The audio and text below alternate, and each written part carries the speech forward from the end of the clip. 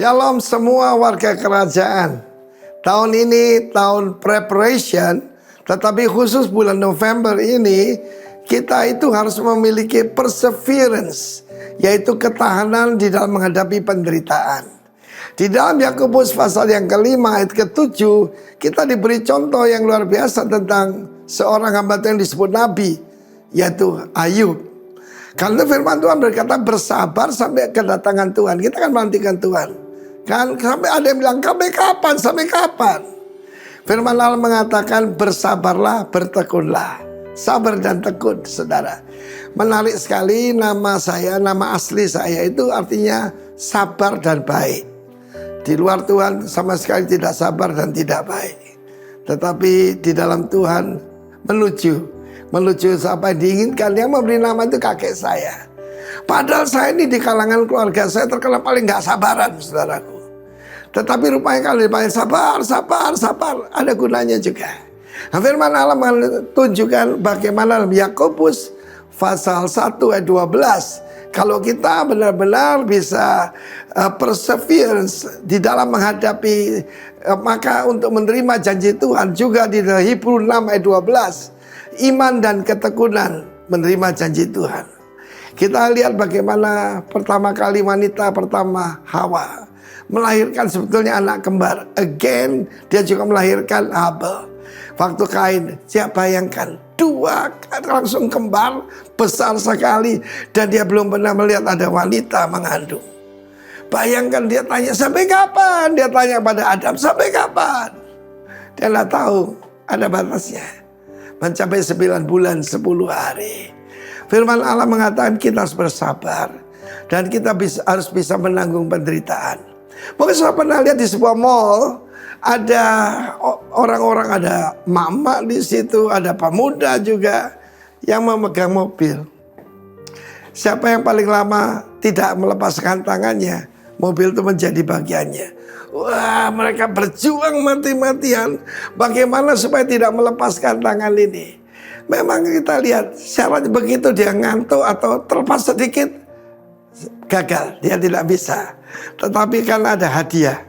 Demikian juga di dalam firman Tuhan Yakobus 12 ada the crown of glory, the crown of life yang dijanjikan.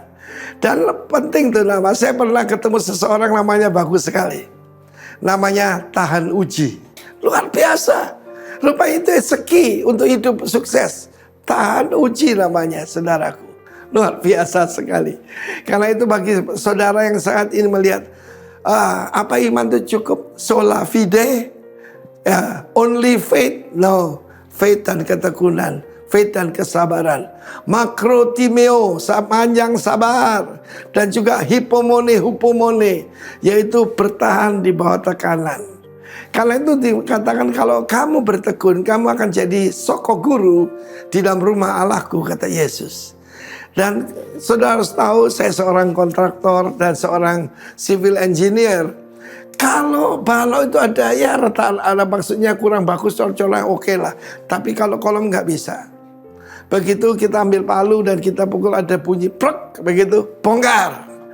Karena dia harus menanggung beban. Setiap kepala keluarga yang mendengarkan saya, be strong in the Lord. Bagi setiap saudara menantikan janji Tuhan, saudara mendengarkan berita ini, ya, jangan melepaskan pengharapanmu. Jangan. Sebab ada upah yang menantinya, lebih dari mobil, tetapi mahkota kehidupan. Bagi mereka yang alami penderitaan, saya mengingat teman-teman kita yang sedang menderita. Saya mau beritahu, ada mahkota tersedia. Kita belajar dari Ayub sampai timbul hujan musim gugur dan hujan musim semi. God bless you. Amin. Percaya bahwa sesuatu terjadi hari ini. Amin. Keajaiban terjadi. Kita beri kemuliaan yang meriah buat Dia, Raja di atas segala raja yang hadir di tengah-tengah kita. Pagi hari ini kami percaya bahwa Engkau hadir di tengah-tengah kami, Tuhan. Engkau layak dipuji, disembah, ditinggikan. Jiwa kami memuliakan Tuhan. Hati kami bersukacita dan bergirang karena Engkau, Tuhan. Di dalam nama Tuhan Yesus kami serahkan ibadah pagi hari ini. Amin. Mari kita sambut Dia. Kita persembahkan korban syukur yang terbaik pagi hari ini. Dengan hati yang penuh sukacita.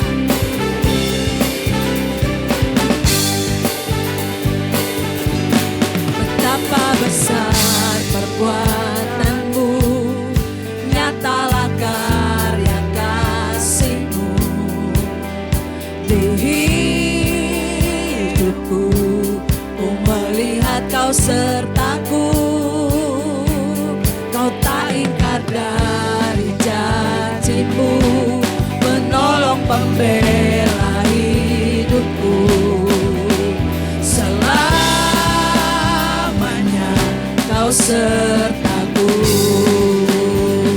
Katakan, jiwaku memuliakan-Mu dan hatiku bersuka karena-Mu.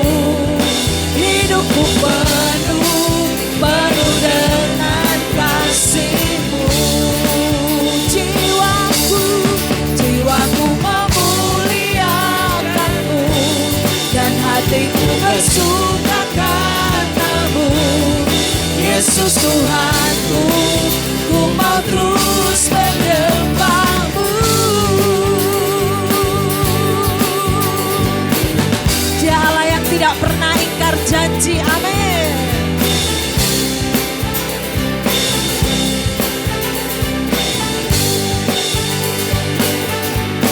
Betapa besar perbuatan-Mu, nyatalah karya kasih-Mu di hidupku. Ku melihat Kau sertaku, Kau tak ingkar dari janji-Mu, penolong pembela hidup. Selamanya Kau sertaku. Jiwaku memuliakan-Mu dan hatiku bersuka karena-Mu. Hidupku penuh dengan kasih-Mu. Jiwaku memuliakan-Mu dan hatiku bersuka karena-Mu. Yesus Tuhanku, ku mau terus menyembah-Mu. Jiwaku memuliakan-Mu dan hatiku bersuka karena-Mu. Hidupku penuh dengan kasih-Mu. Jiwaku memuliakan-Mu dan hatiku bersuka karena-Mu. Yesus Tuhanku, ku mau terus menyembah-Mu. Dengan hati bersuka katakan, jiwaku memuliakan-Mu dan hatiku bersuka karena. Katakan, hidupku penuh dengan kasih-Mu. Jiwaku memuliakan dan hatiku bersuka karena-Mu. Yesus Tuhanku, ku mau terus menyembah. Jiwaku memuliakan, jiwaku memuliakan-Mu dan hatiku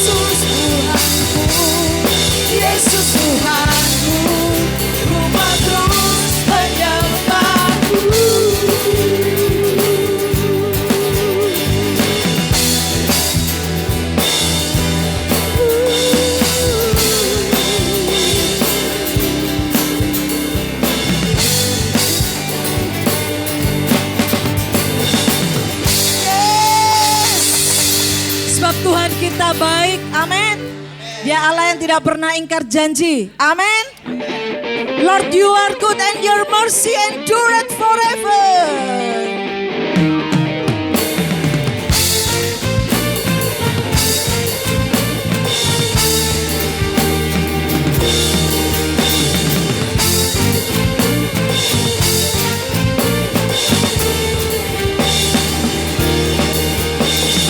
Lord, you are good and your mercy endureth forever. Lord, you are good and your mercy endureth forever. People from every nation and tongue, from generation to generation, we worship you. Hallelujah, hallelujah, we worship you. For you are, we worship you. We worship you. Hallelujah, hallelujah, hallelujah, we worship you. For you are good. Sebab Dia Allah yang baik, Allah yang dahsyat. Sebab Kau baik dan kasih-Mu kekal selamanya.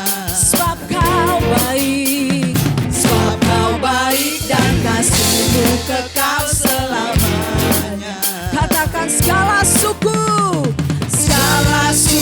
kaum dan rajas, generasi ke generasi ku sembah Kau.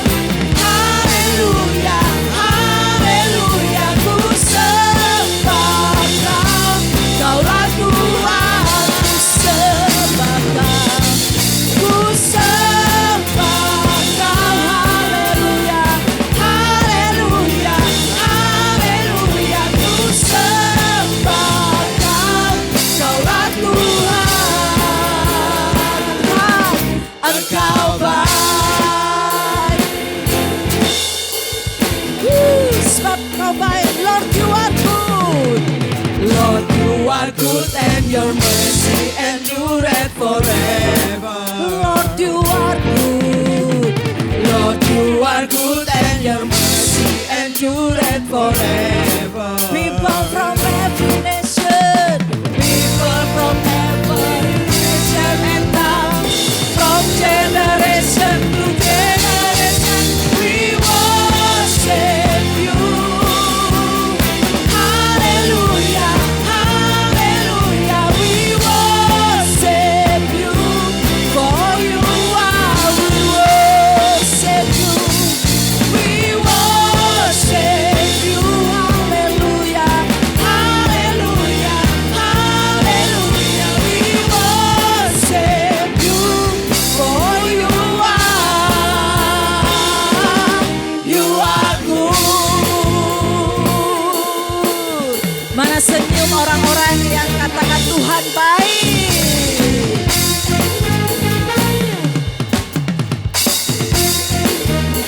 Katakan, you are good all the time, all the time. You are good all the time, all the time. You are good all the time, all the time.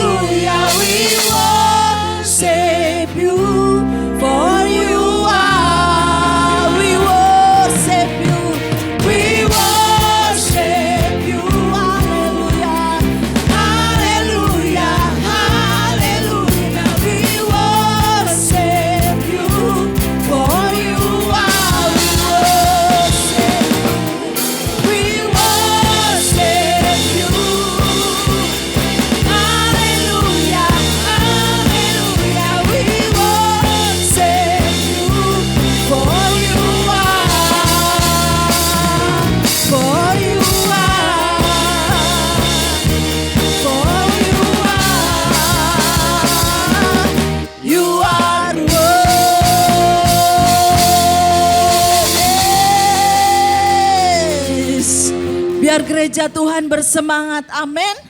Biar apimu terus menyala-nyala. Mari sama-sama tepuk tangan di atas kepala.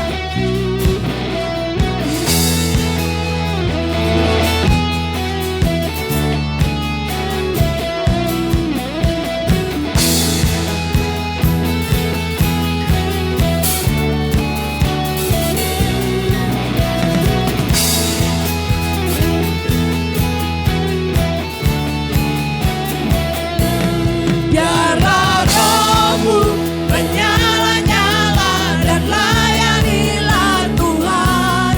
Biarlah rohmu menyala-nyala dan layanilah Tuhan.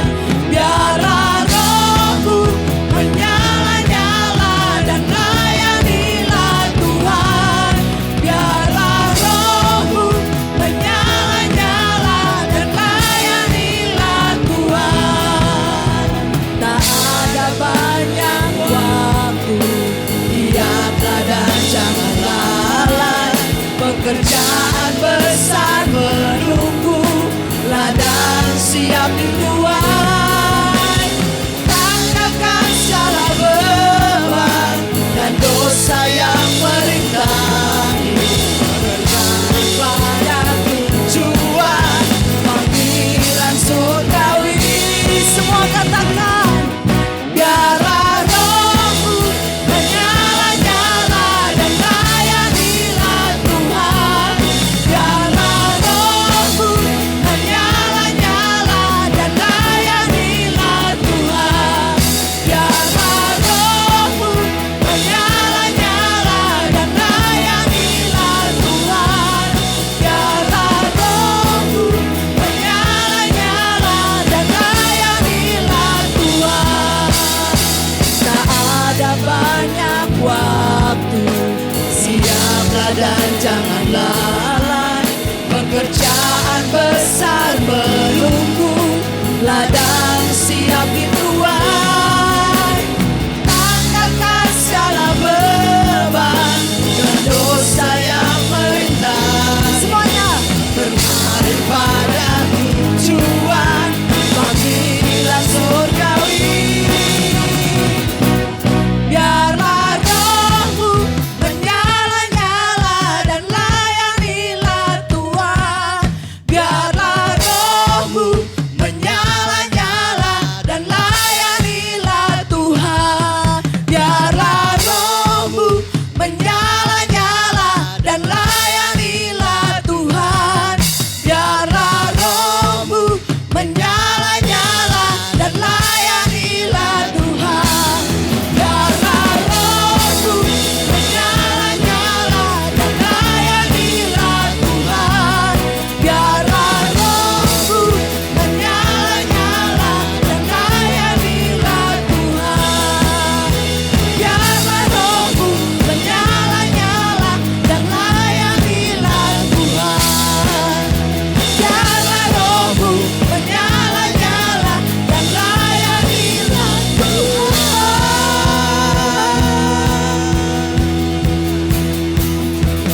Mengalir kuasamu, nyalakan apimu, ku nyanyi oh oh oh oh oh oh. Tercurah kuasamu, nyalakan apimu, ku nyanyi oh oh oh. Keajaiban terjadi.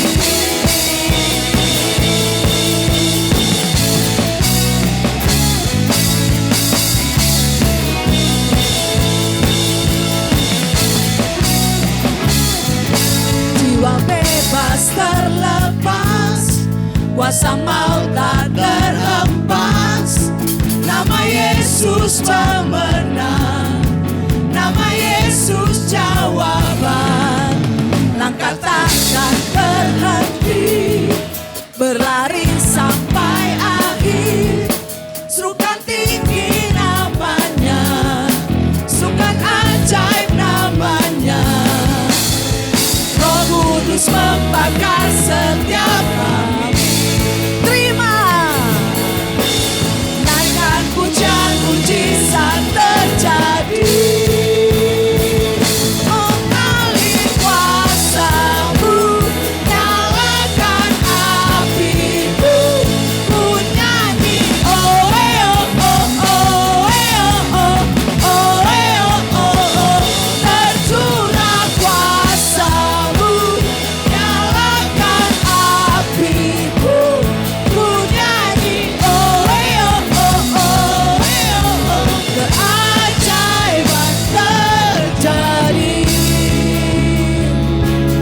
percaya keajaiban terjadi di tempat ini. Yes, terima dengan iman. Mari kita bersaut-sautan. Oh, oh, oh, oh, oh, oh, oh.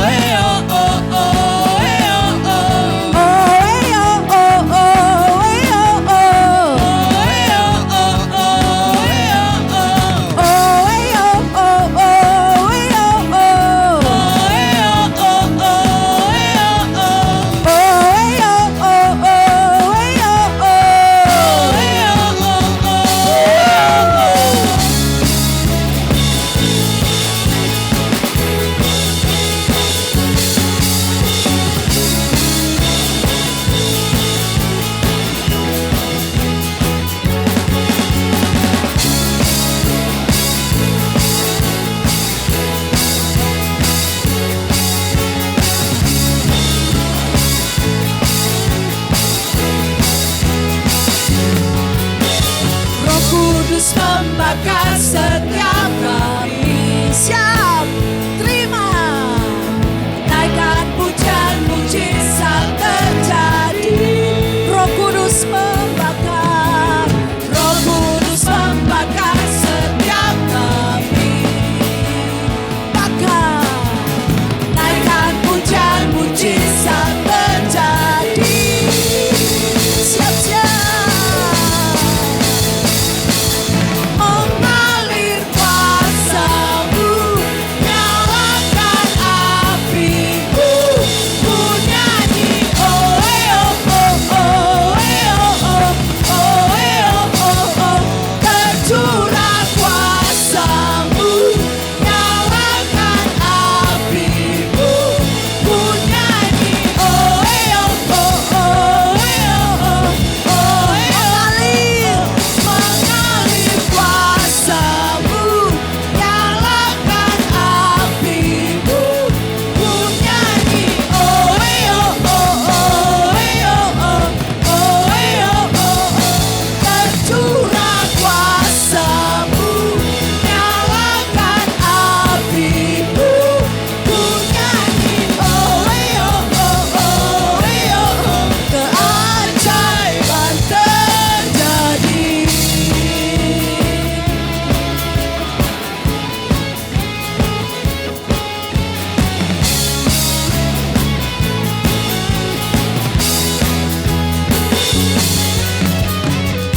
Haleluya. Yes. Kami percaya keajaiban terjadi di tempat ini Tuhan. Jemaat-Mu terbakar oleh api Roh-Mu. Kami mau persembahkan hidup kami Tuhan. Di bawah kaki-Mu. Di atas mezbah.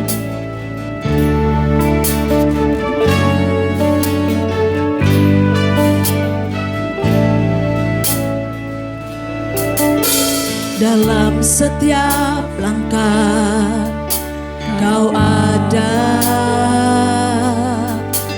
dalam kesesakan Kau hadir. Lewati sukaku, lewati dukaku, ku serahkan semua.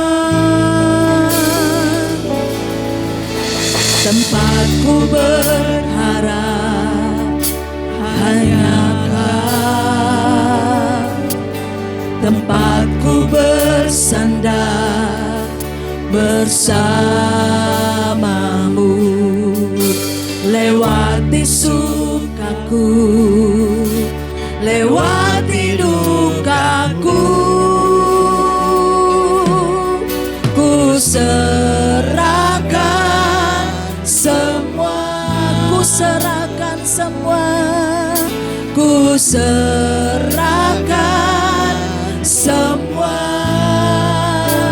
Segenap hidup, segenap nafasku jadi persembahan di bawah kaki-Mu. Kebanggaanku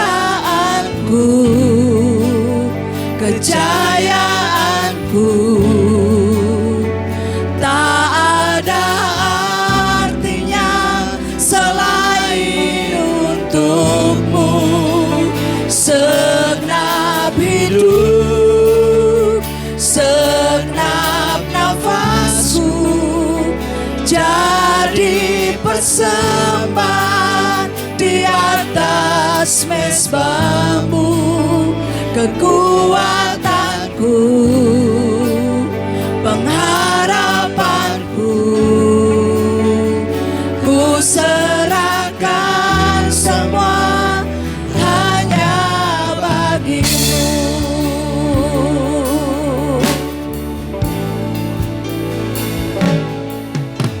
Dalam setiap langkah Kau ada, dalam kesesakan Kau hadir,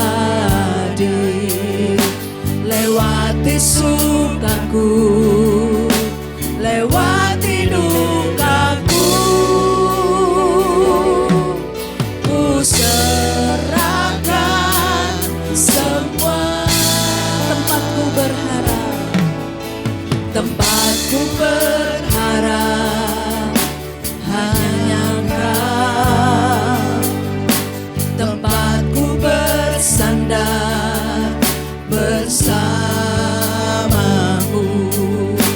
lewati sukaku, lewati dukaku,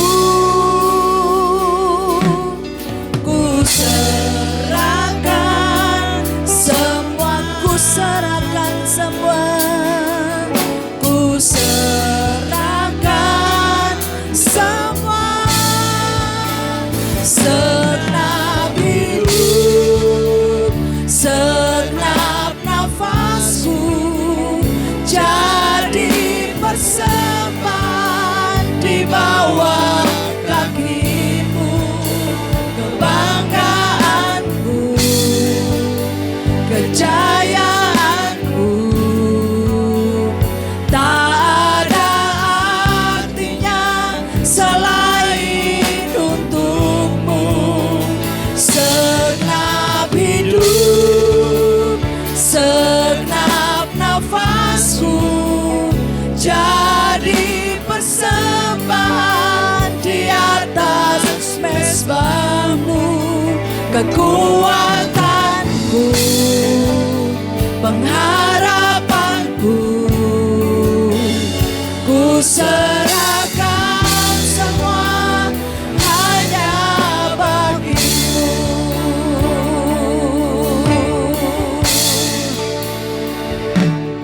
Ku sembah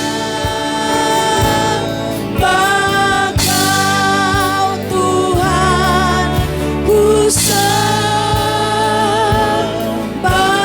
Kau Tuhan, ku sembah Kau dengan segenap jiwaku, ku sembah Kau dengan segenap hidupku, sembah Kau, ku sembah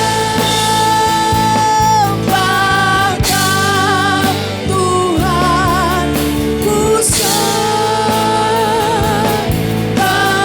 Kau Tuhan, ku sembah Kau dengan segenap jiwaku, ku sembah Kau dengan segenap hidup. Katakan ku sembah Kau, ku sembah Kau Tuhan, ku sembah Kau Tuhan, ku sembah Kau dengan segenap jiwaku, ku sembah Kau dengan segenap hidupku, ku sembah Kau dengan segenap hidupku, ku sembah Kau dengan segenap hidupku.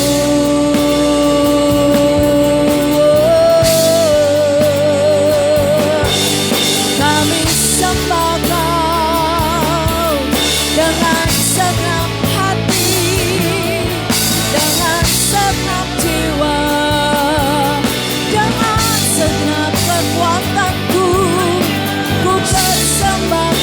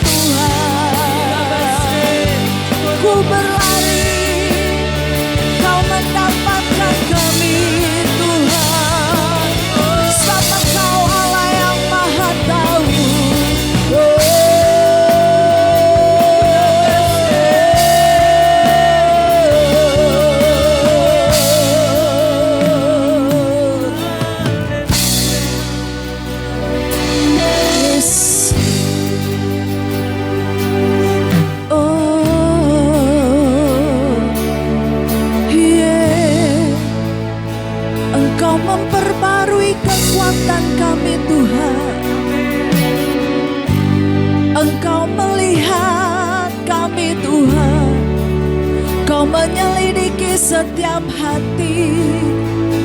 Matamu tertuju kepada orang-orang benar, orang-orang yang berkenan padamu. Engkau dekat dengan orang yang hancur hati dan patah hati. Engkau memeluk kami, Engkau memenuhi kami dengan kasih-Mu Tuhan. Oh, siapakah kami ini ya Tuhan? Sungguh kami berharga di mata-Mu. Yes. Engkau menghampiri kami pagi ini Tuhan. Engkau yang memeluk kami pagi ini Tuhan. Engkau yang memuaskan jiwa kami. Engkau memberi kesegaran baru Tuhan. Kekuatan kami yang lemah Engkau beri kekuatan. Jiwa yang terbelenggu dilepaskan. Hari ini kekuatan baru Kau curahkan, Kau limpahkan. Kire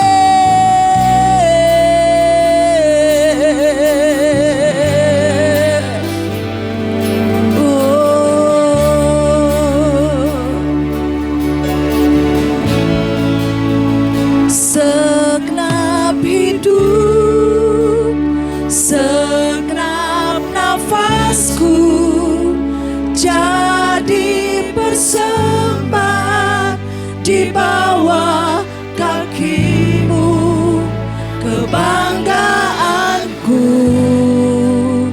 kejayaanku. Tak ada artinya selain untuk-Mu. Segenap hidup, yes, segenap nafasku jadi persembahan di atas mezbah-Mu. Kekuatanku, pengharapanku, pengharapanku, ku serahkan semua hanya segenap hidup, segenap hidup, segenap nafasku jadi persembahan di bawah kaki-Mu. Kebanggaanku, kejayaanku, tak ada artinya selain untuk-Mu. Segenap hidup, segenap nafasku jadi persembahan di atas mezbah-Mu. Kekuatanku, pengharapanku, ku serahkan semua hanya bagi-Mu. Kekuatanku, pengharapanku, ku serahkan semua hanya bagi-Mu.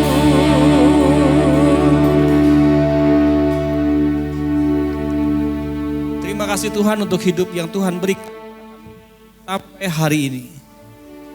Dan terima kasih buat anugerah-Mu yang selalu baru setiap pagi bagi kami semua.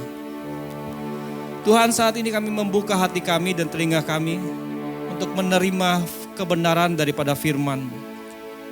Ibrani 12 ayat 1 yang menyadarkan kami bahwa hidup kami adalah suatu perlombaan rohani atau perlombaan iman. Kami rindu memiliki daya tahan seorang juara. Sehingga dalam perlombaan iman kami berharap kami setia sampai pada garis akhir. Kiranya Roh Kudus mengurapi lidah hamba-Mu yang akan menyampaikan firman ini. Agar setiap kata yang diucapkan berasal dari hati Tuhan sendiri. Sehingga firman ini menjadi kekuatan bagi kami untuk terus setia sampai garis akhir. Tutup bungkus orang-orang yang mendengarkan firman Tuhan dengan darah Kristus yang kudus. Sehingga firman ini tidak tercuri oleh si jahat. Dan firman ini tertanam untuk berbuah dalam kehidupan kami yang mendengarnya. Sehingga kami boleh mengerti dan melakukannya. Bekerjalah ya Tuhan di tengah-tengah kami. Dalam nama Tuhan Yesus kami berdoa dan siap mendengarkan firman. Amin. Amin.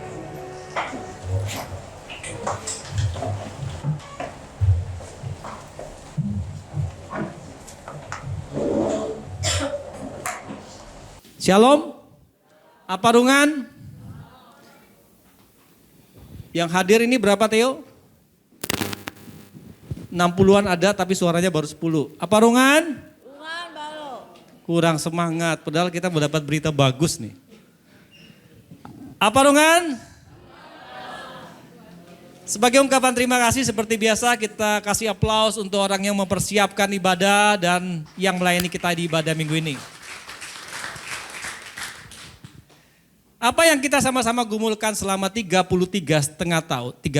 tahun, bukan 33 setengah. Yaitu gedung GBI Rock Sumbawa terbangun itu sudah di depan mata. Artinya besok itu akan ada sosialisasi yang akan diadakan oleh camat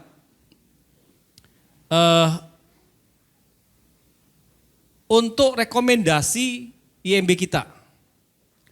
Jadi judulnya adalah sosialisasi SKB 2 Menteri yang akan diadakan di SMKN 1 atau kita kenal dengan SMKK jam 9 pagi. Dan saya mengucapkan dari mimbar ini terima kasih untuk yang sudah mendukung puasa, doa dan puasa dari kemarin. Dan saya percaya kerinduan kita sama bahwa Tuhan akan memuluskan ini semua. Tuhan akan melancarkannya supaya kita melihat bagaimana dahsyatnya Tuhan kita. Dan sehingga kita nanti di perayaan 33 tahun hadiah kita adalah izin gereja. Kurang semangat kayaknya, tepuk tangan dong buat Tuhan. Seorang legenda badminton juara 8 kali All England yang bernama, enggak boleh gitulah Ibu Gebi. Rudi Hartono menulis dalam bukunya bagaimana ayahnya mendidik dirinya sejak dari remaja. Jadi di keseharian Rudi Hartono ini setiap pagi dia harus bangun pagi, jam 5 subuh harus bangun. Kadang papanya yang bangunkan dia, kadang rotan papanya yang membangunkan dia. Nah setelah dia bangun pagi dia harus lari 10 km. Dia harus lari 10 km kemudian pulang, sarapan, mandi, pergi sekolah. Pulang dari sekolah dia harus dia makan, istirahat sebentar, langsung pergi latihan sampai sore. Kira-kira kalau kita jadi anak-anak atau remaja segitu membosankan tidak? Sangat-sangat membosankan saya rasa. Tidak ada waktu bermain. Rudi Hartono tidak punya waktu kesempatan untuk bermain bersama teman-temannya. Cita-cita Rudi Hartono adalah jadi juara kelas, tetapi dia harus melupakan juara kelasnya karena waktunya banyak dihabiskan untuk badminton. Waktu remaja ini adalah waktu krusial di mana Rudi Hartono ini merasa bahwa bapaknya itu adalah seorang yang sangat amat kejam, tidak peduli dan sebagainya.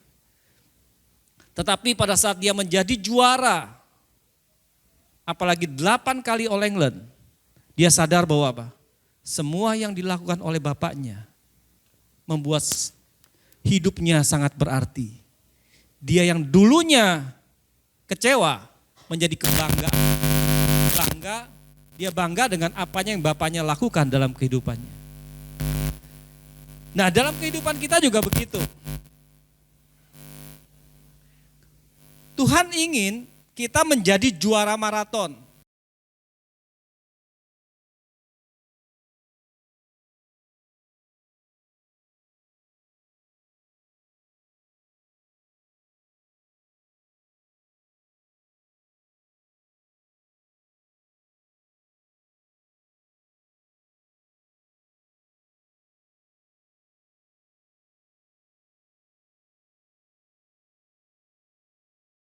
Tes, oke.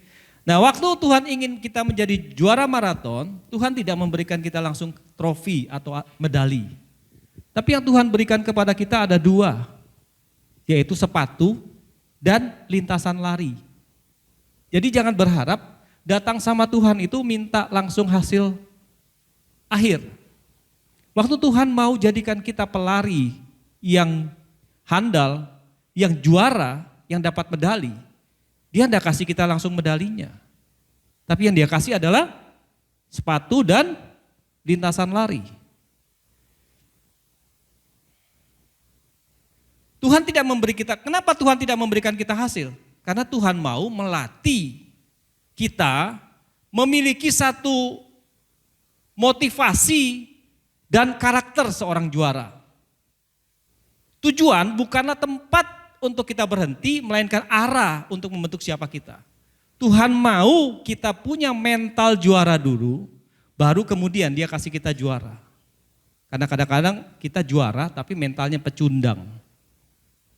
Kalau Tuhan kasih langsung medali, medali itu hanya sebatas sebagai logam. Tidak ada artinya apa-apa. Nah, sepatu, gambaran sepatu dan lintasan itu bagus untuk simbol perjuangan kita. Saya kasih contoh gini. Saat kita minta kesabaran, yang Tuhan kasih kita apa? Hati yang sabar langsung? Yang Tuhan kirim sama kita apa? Orang yang menjengkelkan.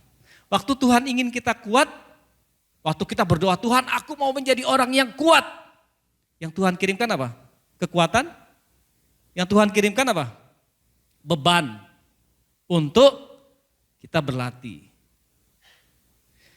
Saat kita ingin sukses, yang Tuhan kasih apa? Tanggung jawab kecil. Kan banyak orang maunya langsung jadi top, tapi tidak mau dengan persoalan kecil. Maunya dengan apa? Persoalan besar. Tuhan aku mau jadi presiden. Terus doanya dikabulkan gitu, tiba-tiba jadi presiden. Begitu jadi presiden, mengalami kendala berat, stres berat, gila. Apa gunanya? Nah jadi ini yang Tuhan inginkan. Tuh, di dalam lari maraton ini Tuhan tidak mau kita lari cepat, tapi kita lari perlahan-lahan supaya kita melihat setiap langkah kita lihat ada Tuhan. Setiap langkah ada Tuhan, setiap langkah ada Tuhan.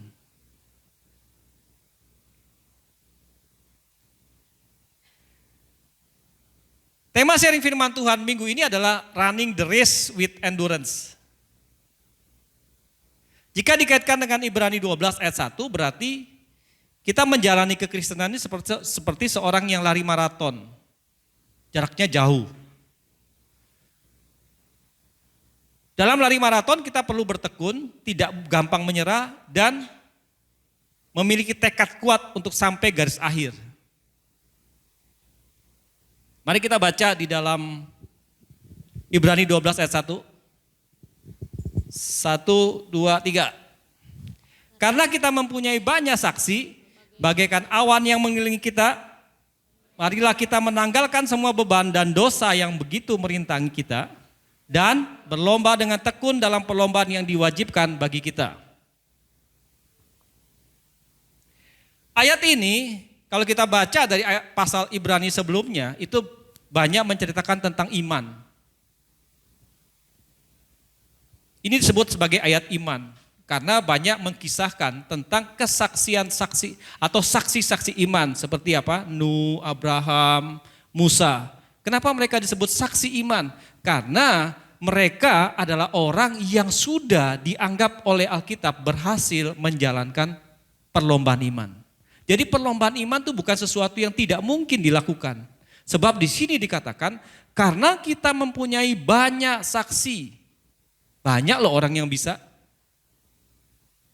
Jadi tidak ada alasan untuk kita bilang bahwa saya tidak mau. Iman itu sulit, iman itu susah.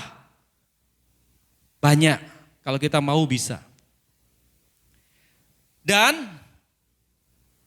dilanjutkan dengan Ibrani 12 ini. Dengan menggambarkan bahwa orang Kristen itu seperti sebuah perlombaan iman. perlombaan yang diwajibkan bagi kita, yang membutuhkan ketekunan dan pengendalian diri. Nah sekarang pertanyaannya, mengapa kita harus mengikuti perlombaan iman ini? Ibrani 11 ayat 6a mengatakan, karena iman, tanpa iman tidak mungkin orang berkenan kepada Allah.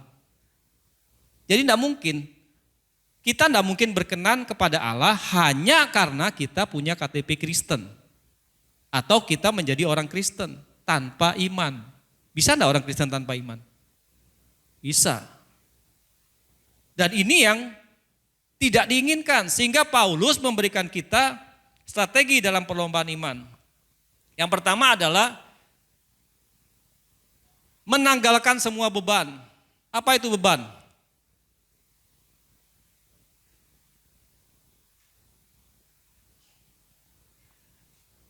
Beban adalah sesuatu yang menghambat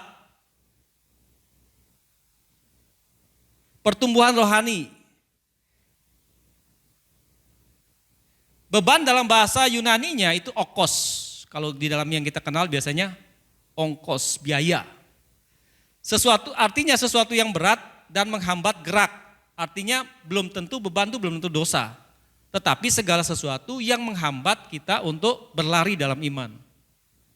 Contohnya apa? Kekhawatiran yang berlebihan tentang masa depan. Bisa enggak kekhawatiran kita menghambat iman kita? Rudi Hartono tidak akan bisa menjadi legenda kalau dia selalu khawatir siapa lawannya. Nanti lawan saya siapa ya? Rudi Hartono bisa menjadi juara karena dia menyatakan tekad dalam dirinya, selama aku mempersiapkan dengan baik, dengan maksimal, siapapun yang menjadi lawanku akan aku hadapi. Jadi kekhawatiran kita tidak mungkin bisa membawa kita kepada iman. Dikit-dikit takut salah, takut dimarahi. Nanti gimana ya masa depan anak saya? Semua khawatir. Apakah khawatir kita bisa menambahkan iman kita? Yang kedua, ambisi pribadi yang tidak sejalan dengan kehendak Tuhan.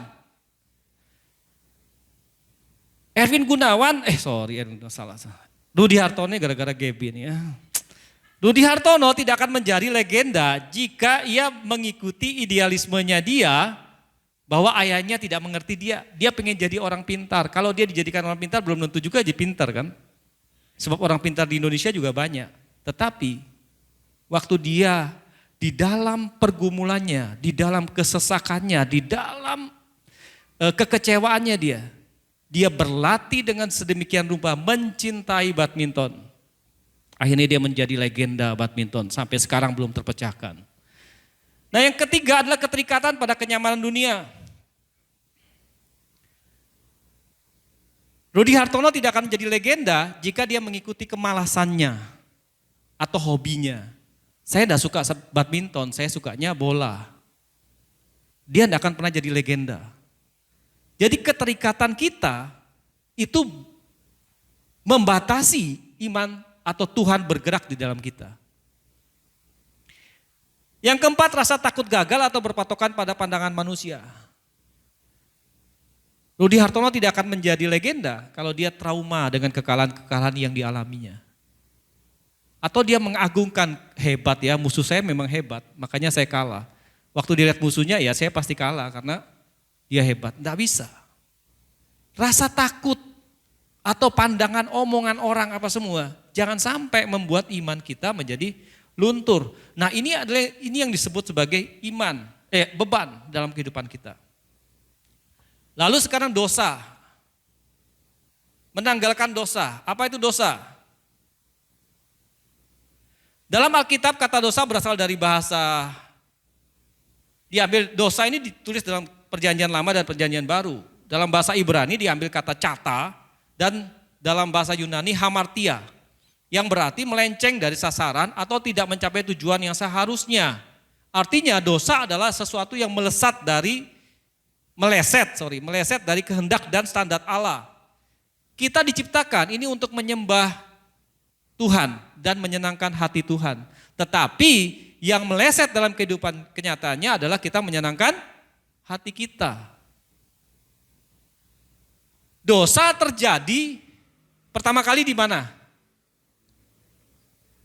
Yang jawab Taman Eden, angkat tangan. Taman Eden cuma satu. Yang menjawab sebelum Taman Eden, coba tes, coba angkat tangannya, dua-dua jangan-jangan tidak punya tangan ini.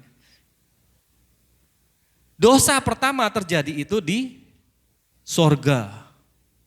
Ketika Lucifer dan antek-anteknya yang adalah ciptaan Tuhan mau menggantikan penciptanya. Atau ciptaan ini mau membangun kerajaan sendiri, yaitu kerajaan kesombongan. Jadi wujud dosa dalam kehidupan sehari-hari itu sebenarnya mudah, jangan dibuat sulit untuk melihat dosa. Yang paling gampangnya gini, saya ingin selalu dianggap benar. Saya ingin selalu dianggap, saya ingin selalu menjadi pusat perhatian. Saya selalu ingin dipuji, mendapat pujian. Saya selalu ingin dijadi nomor satu kan. Itu hati-hati, itu dosa. Kenapa dosa? Karena waktu saya bilang saya ingin selalu dan saya tidak mendapatkan, apa yang terjadi dalam hati saya? Saya pasti kecewa.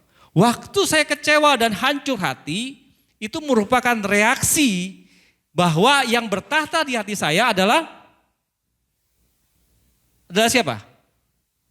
Saya sendiri, diri saya sendiri. Tidak ada Tuhan di dalam hidup saya. Ego saya menggantikan Tuhan di dalam kehidupan saya.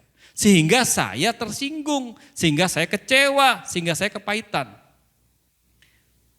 Itu artinya kesombongan minta disembah. Ego saya minta disembah. Waktu saya minta disembah berarti apa? Meleset enggak dari rancangan awal? Meleset. Kita tidak lagi untuk memikirkan tentang menyembah Tuhan.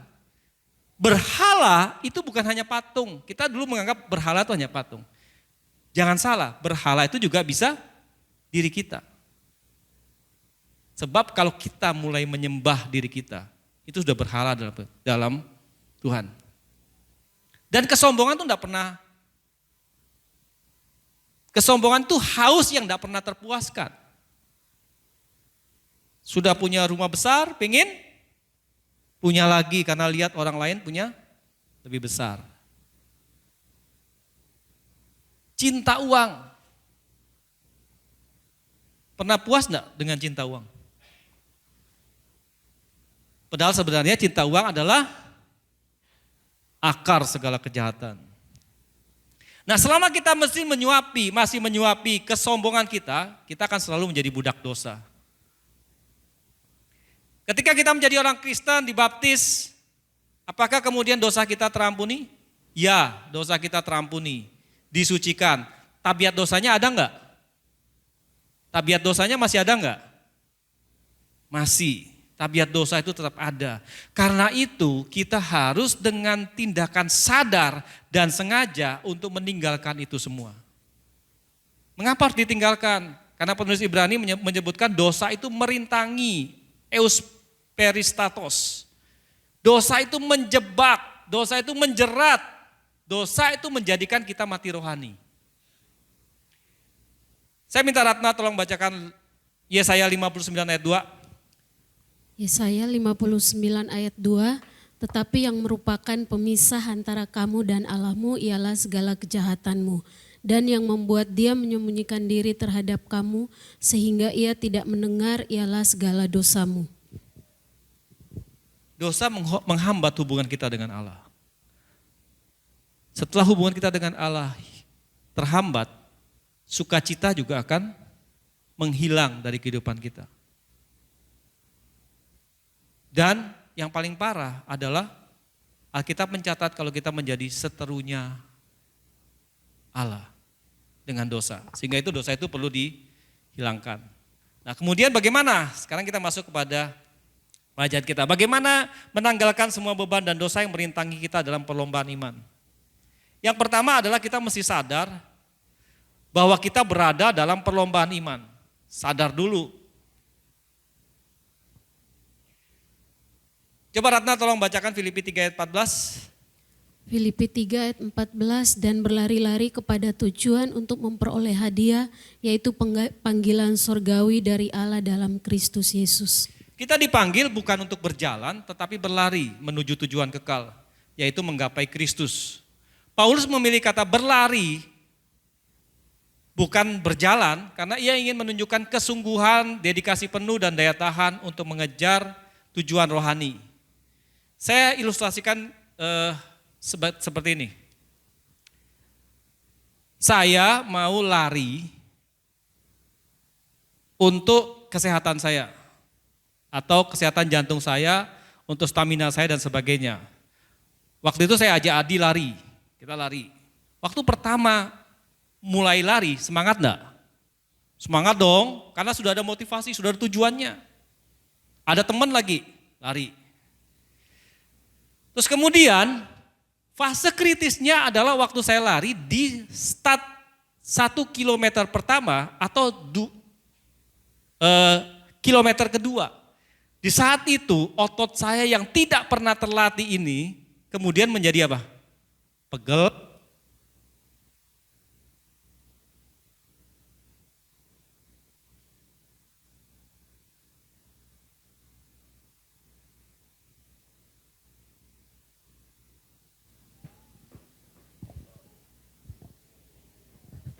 Tes.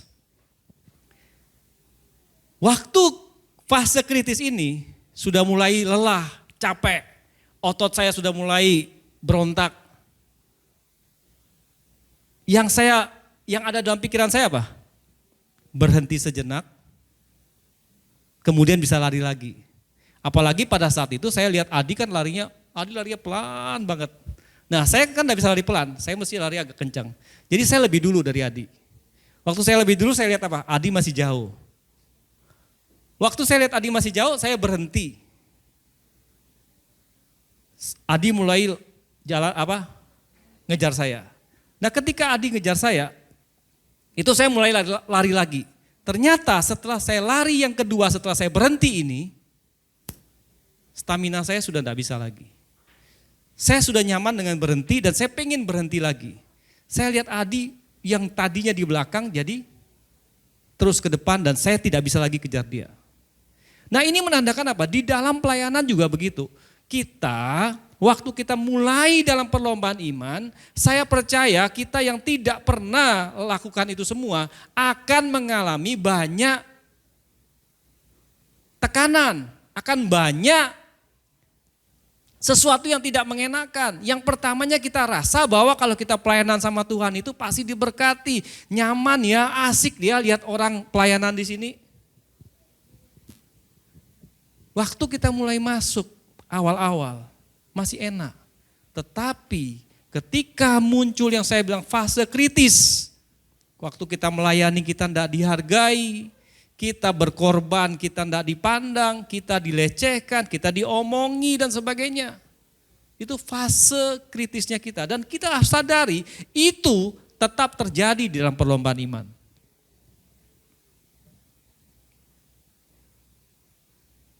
Ketika saya merasa bahwa yang pertama di fase 1 dan 2 kilometer ini saya berhenti, kemudian beberapa hari kemudian saya lawan fasenya. 1-2 kilo yang pertama, capek sudah mulai muncul sakit dan sebagainya, saya merasa gini, saya santai aja. Saya sudah mulai berpikir, makanya kita hati-hati dalam melihat orang ya. Kalau kita melihat orang kadang-kadang kita tergantung dengan orang itu. Tapi kita enggak boleh berpatokan kepada orang. Kadang-kadang kita melihat, waduh dia sudah jauh, udah males lah. Atau kita pengen kejar orang, enggak. Kita datang melayani Tuhan atau dalam perlombaan iman, itu motivasinya untuk Tuhan. Jangan lihat orang. Nah waktu saya mulai lari yang kedua ini, saya lari sendiri, saya belajar untuk 1-2 kilo fase ini, saya lawan. Setelah saya lawan, itu saya bisa menikmati. Baru kemudian saya sadar, makanya Adi itu bisa larinya pelan, tapi dia bisa lari sampai 7 kilo, 8 kilo. Bahkan lebih kalau tidak salah waktu itu dia, sampai si set ya. Nah ini mengajarkan bahwa apa? Di dalam kerajaan sorga juga kadang-kadang kita seperti itu. Yesus menggambarkan kerajaan sorga itu seperti harta yang terpendam. Waktu kita mencari, kita belum mendapatkan, kita pasti akan bosan, jenuh, capek, malas, tidak ada harapan. Tetapi waktu kita terus menggali dan sampai mendapatkan harta ini. Waktu kita mendapatkan harta ini, Alkitab mencatatkan kita akan melepaskan semuanya untuk ngambil harta terpendam ini. Hal kerajaan surga seperti itu. Dan terus bagaimana kita untuk melawan ketidaknyamanan, penderitaan, intimidasi yang kita temui dalam pelayanan. Tuhan berfirman kepada Paulus mengenai duri dalam daging ada dalam tubuhnya. Tuhan berkata, cukuplah kasih karuniaku, sebab di dalam kelemahan mula kuasaku menjadi sempurna. Artinya, duri dalam daging ini bukan arti sesungguhnya, ini hanya kiasan yang menggambarkan segala kelemahan Paulus. Segala intimidasi yang dialami Paulus, segala penderitaan yang dialami Paulus. Dan Alkitab mencatat ini bahwa apa? Semuanya itu baik untuk Paulus melihat kasih karunia. Dan kita sadar ini. Kalau kita tidak mau masuk di situ, kalau kita tidak masuk dalam perlombaan ini, kita tidak tahu. Kalau Paulus tidak ada duri dalam dagingnya, dia tidak bisa lihat kasih karunia Tuhan. Seperti itu kan? Nah ini kita perlu sadar dulu. Bahwa ada Tuhan di dalam setiap langkah kita. Tuhan mau perjalanannya jauh, tidak perlu cepat-cepat juga, supaya di dalam setiap langkah kita lihat Tuhan bekerja dalam hidup kita.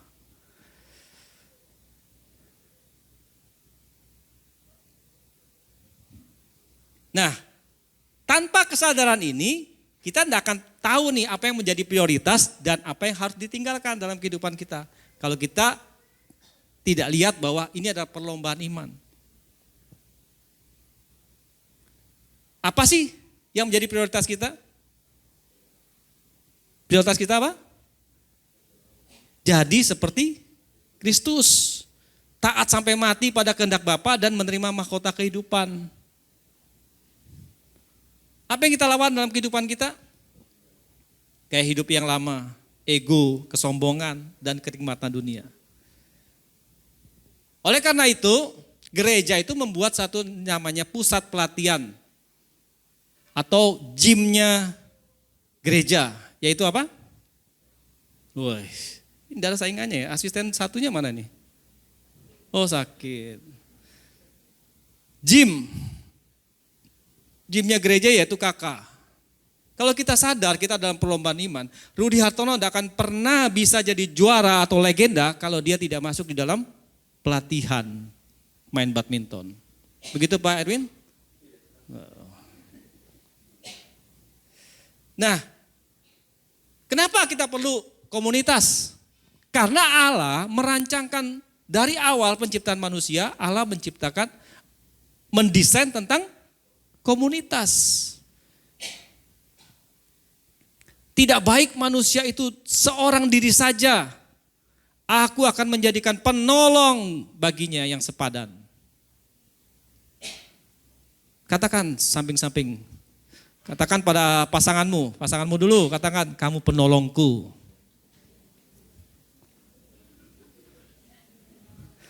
Terus lihat, ada yang sebelahnya enggak? Ada yang anggota kakaknya sebelahnya enggak? Katakan, kamu juga penolongku. Kata sepadan artinya itu tidak sama tetapi saling menyempurnakan. Bukan untuk dikuasai atau dilemahkan. Dan kita harus berhati-hati bahwa setan selalu ingin merusak yang merupakan desain Tuhan. Yaitu komunitas. Komunitas yang paling utama adalah keluarga dan gereja atau komunitas rohani. Elus dong pasanganmu, waspada.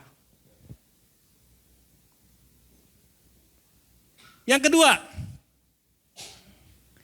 setelah kita sadar bahwa kita berada dalam perlombaan iman, yang kedua adalah kenali beban dan dosa yang menjadi penghambat. Matius 19 ayat 16 sampai 22 menceritakan tentang ada seorang muda yang kaya yang datang kepada Yesus dan berkata demikian, "Guru, perbuatan baik apakah yang harus ku perbuat supaya aku memperoleh hidup yang kekal? Jawab Yesus kepadanya, oh ya, apakah sebabnya engkau berkata kepadaku tentang yang baik? Hanya satu yang baik, tetapi jika engkau ingin masuk ke dalam kerajaan sorga, turutilah segala perintah Allah. Jawab pemuda ini, perintah yang mana? Yesus kemudian menjawab, jangan membunuh, jangan berzina, jangan mencuri, jangan mengucapkan saksi dusta. Hormati ayah ibumu pada saat dia baik. Benar apa enggak? Hah? Kalau enggak baik gimana? Hormati ayah ibumu. Kasihlah sesama manusia seperti dirimu sendiri. Kalau kita meleset dari sini, itu artinya apa? Berdosa kan? Apa yang dikatakan anak muda ini? Semuanya itu sudah aku lakukan sejak masa mudaku. Kemudian Yesus berkata apa? Kalau begitu, jualah hartamu, berikan kepada orang miskin, dan ikutlah aku. Apa yang terjadi? Orang muda ini kemudian pergi meninggalkan Yesus. Yang mana beban? Yang mana dosa? Kalau dosa? Kalau beban? Sudah pintar berarti ya. Kita perlu minta kepada Roh Kudus untuk mengenali apa yang menjadi beban dan dosa kita. Tanpa penyingkapan yang jujur, kita tidak mungkin bisa untuk berubah. Kita sering berdoa, Tuhan, kendalikan hidupku, tapi di saat yang sama, kita pegang erat apa yang seharusnya kita lepas. Seperti anak muda yang kaya ini. Kita takut kehilangan zona nyaman. Padahal mungkin Tuhan menyiapkan sesuatu yang lebih baik dari apa yang kita peroleh sekarang. Kita tidak akan pernah bisa menerima berkat baru kalau kita masih memegang berkat lama. Kantong anggur yang lama tidak mungkin bisa menerima anggur yang baru. Kalau enggak dia akan koyak. Tuhan tuh enggak pernah gagal dalam memberi, tapi kita sering gagal dalam melepas. Keajaiban terjadi bukan saat kita menggenggam, tetapi keajaiban terjadi pada saat kita melepas. Nah, dalam komunitas saya ambil ke sini yang dari beban ini, saya fokus kepada ketidakcocokan.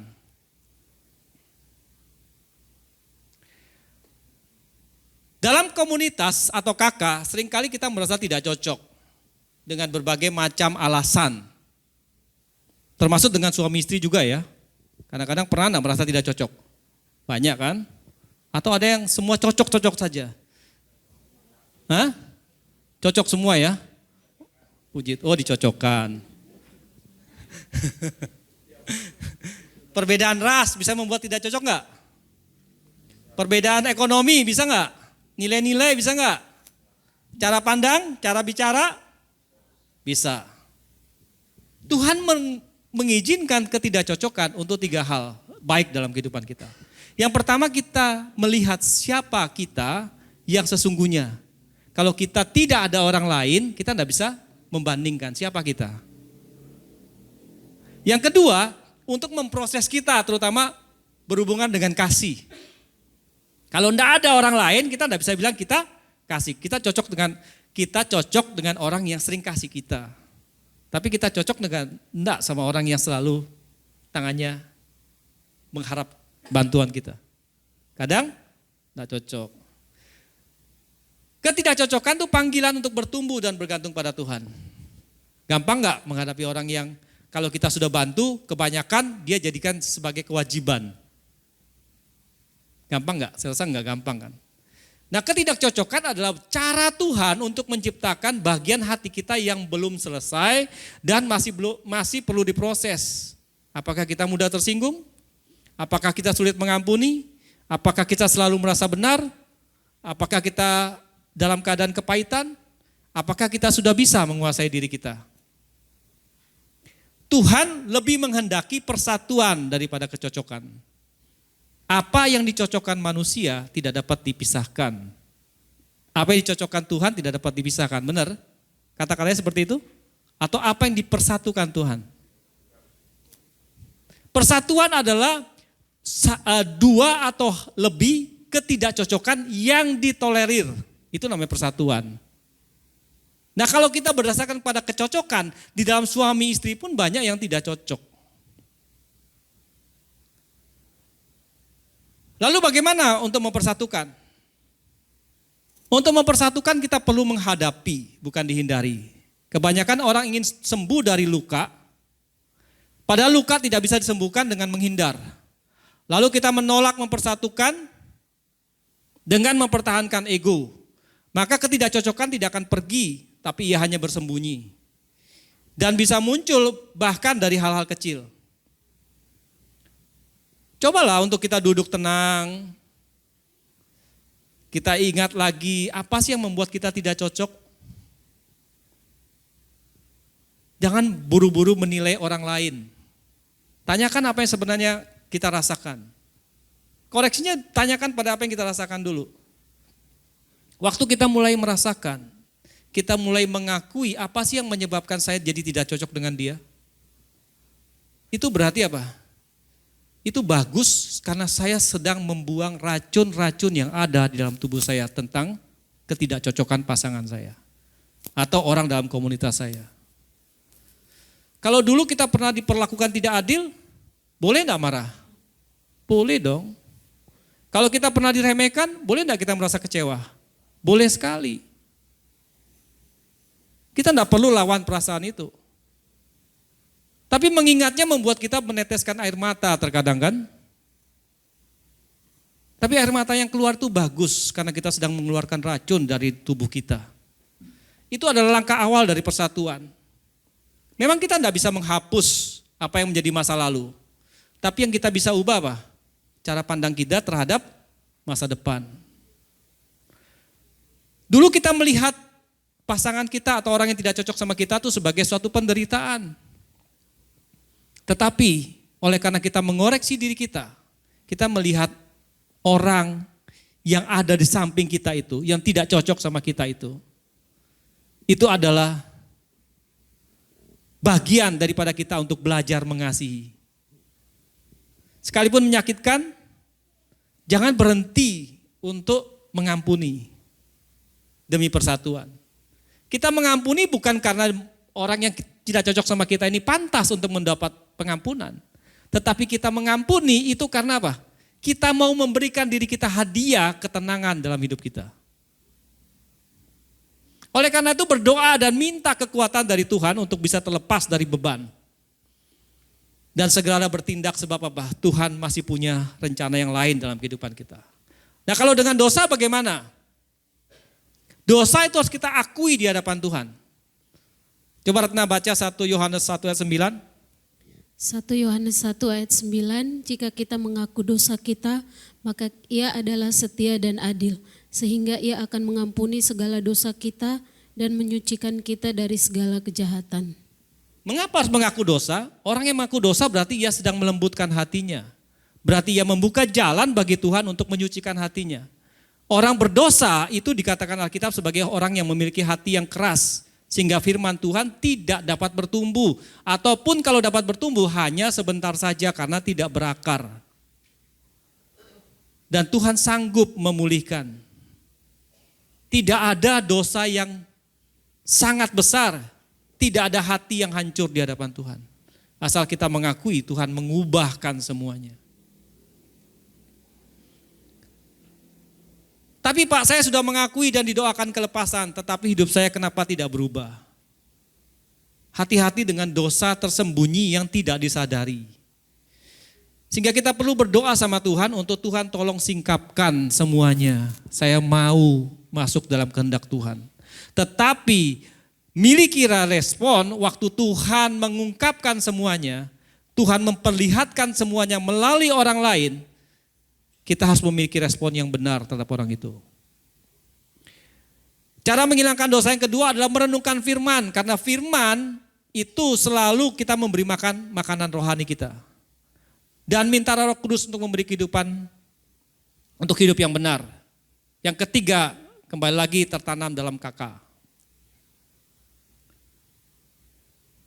Sekarang kita masuk yang ketiga, menjaga fokus dan disiplin rohani. Menjaga fokus dan disiplin rohani membutuhkan perjuangan yang sangat amat berat. Tapi yakinkan bahwa satu yang kita perlu miliki, bahwa kita ini adalah anak-anak Tuhan. Anak-anak Tuhan yang dikasihi Tuhan selalu dididik. Dididik itu kadang-kadang diizinkan untuk mengalami pencobaan. Ingat ya, diizinkan mengalami pencobaan dan diberi ujian. Itu anak. Jangan menyesal karena itu semua. Dan selain dididik, kita juga diperingatkan. Diperingatkan itu artinya dihajar, didisiplin. Memang tiap ganjaran waktu diberikan akan mendatangkan duka cita, tapi percayalah pada akhirnya akan menghasilkan buah kebenaran yang memberikan damai kepada mereka yang dilatihnya. Ibrani 12 ayat 2. Coba tolong Ratna bacakan. Ibrani 12 ayat 2, marilah kita melakukannya dengan mata yang tertuju kepada Yesus yang memimpin kita dalam iman dan yang membawa iman kita itu kepada kesempurnaan, yang dengan mengabaikan kehinaan tekun memikul salib, ganti sukacita yang disediakan bagi Dia yang sekarang duduk di sebelah kanan tahta Allah. Dalam perlombaan iman patokan kita hanya melihat Yesus. Tidak boleh menoleh ke kanan ke kiri. Termasuk kesuksesan kita, penderitaan, kekecewaan, kegagalan. Teruslah berlari sekalipun berat. Mengapa Yesus jadi fokus? Karena Paulus menyebutkan Yesus sebagai pemimpin kita dalam iman dan yang membawa kita pada kesempurnaan. Saya ingat empat peristiwa yang disampaikan oleh Pak Gembala kemarin. Saya ulangi lagi supaya ini menjadi perenungan kita semua. Kenapa kita harus melihat Yesus dalam perlombaan iman kita? Ketika Yohanes Pembaptis memperkenalkan Yesus sebagai anak domba Allah yang akan menyelamatkan manusia, maka beberapa murid Yohanes Pembaptis pergi mengikuti Yesus. Artinya apa? Jika nama Yesus diberitakan, maka ia akan menarik banyak orang. Penjangkauan berhasil karena pribadi Yesus, bukan usaha kita. Dalam perlombaan iman kita perlu lihat ini. Ketika Tuhan Yesus dipersilakan naik ke perahu PU, dan Tuhan memerintahkan untuk menebar jala, maka jala PU yang dilemparkan mendapat banyak ikan dan jalanya tidak koyak. Artinya apa? Perintah Tuhan Yesus akan menuntutmu pada berkat. Dalam badai ketika PU melihat Yesus, maka ia memohon kepada Tuhan Yesus untuk dapat berjalan di atas air. Tuhan Yesus mempersilakan PU untuk melakukannya. Saat mata PU dan mata Tuhan Yesus bertatapan, dia bisa jalan enggak? Petrus bisa jalan di atas air enggak? Berjalan. Tetapi waktu dia melihat badai, dia tenggelam. Setelah Petrus menyangkal Yesus 3 kali, Petrus bertemu dengan Tuhan Yesus setelah kebangkitannya. Mata Yesus dan mata Petrus bertatapan. Yesus bertanya kepada Petrus 3 kali, apakah engkau mengasihi aku? Waktu mereka bersepakat, apa yang terjadi? Kehidupan Petrus berubah. Ini yang kalau kita bilang bahwa kita perlu melihat Yesus dalam kehidupan kita. Tanpa Yesus tidak akan pernah bisa.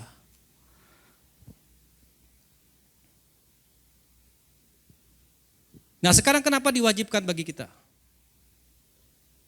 Saya lewati saja.